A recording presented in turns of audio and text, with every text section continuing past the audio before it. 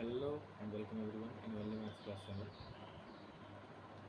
सो आज हम क्या सॉल्व करने वाले हैं क्वेश्चन नंबर 6। अगर आपने प्रीवियस वीडियो नहीं देखी जिसमें हमने 5 तक के क्वेश्चन सॉल्व कराए हैं तो ये आपको समझ में नहीं आने वाला है। So just go and see them first. So let's start without any delay. Give the linear equation 2x plus 3y minus 8 equals to 0. Write another linear equation in two variables such that the geometrical representation of the pairs of form is this and this. What the question is saying, हम लोग को linear equation एक given है.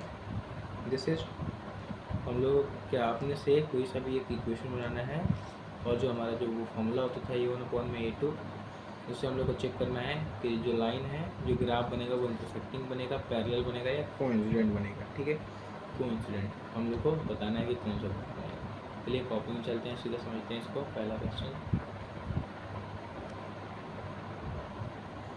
Here I have written the equation.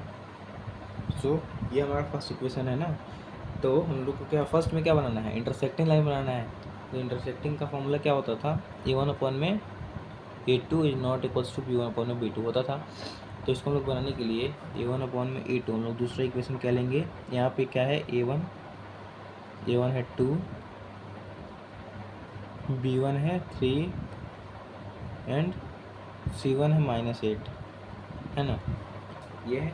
अब दूसरा equation हम लोग लेंगे, इसमें a1 b1 के इक्वल नहीं होगा। ठीक है, तो हम लोग यहाँ पे कुछ भी ले सकते हैं। जैसे मान लो हमने ले लिया 3x प्लस में 4y - 8 इक्वल्स टू 0। यहाँ पे कितना है, a2 3 है, b2 कितना है 4 है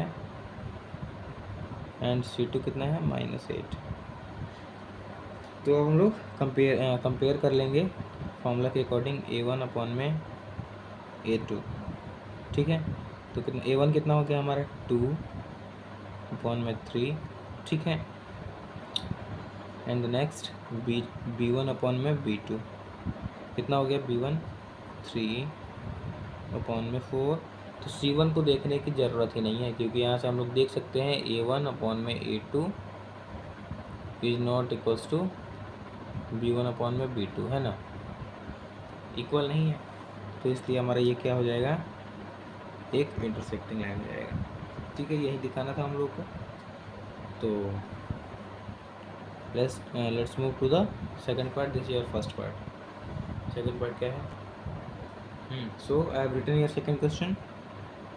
इसमें हम लोग को बताना है पैरेलल लाइन। ठीक है, पैरेलल लाइन कब होगा, जो अब हमारा वो फॉर्मूला आएगा कौन सा, याद करो, a1/a2 equals to b1/b2 but not equals to c1/c2, ये वाला फॉर्मूला लगेगा।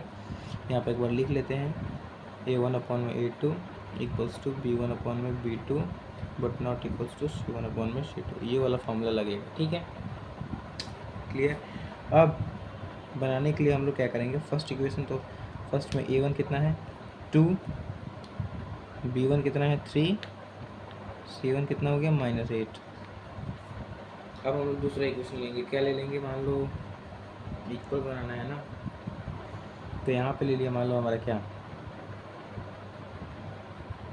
4x प्लस में 6y माइनस मान लो 6 ले लिया इक्वल्स टू 0। तो अब यहाँ पे देखो a2 कितना हो गया 4, b2 कितना हो गया 6 एंड c2 कितना हो गया -6, है ना, यही हुआ। अब कंपेरिजन करते हैं इस फॉर्मूला के अकॉर्डिंग, तो क्या हो जाएगा, a1/a2 a1/2/4 a2 है इक्वल्स टू ये कितना है, b1 कितना है हमारा 3, b2 कितना है 6 लिया हमने अभी यहाँ पे, एंड c1 कितना था -8/6।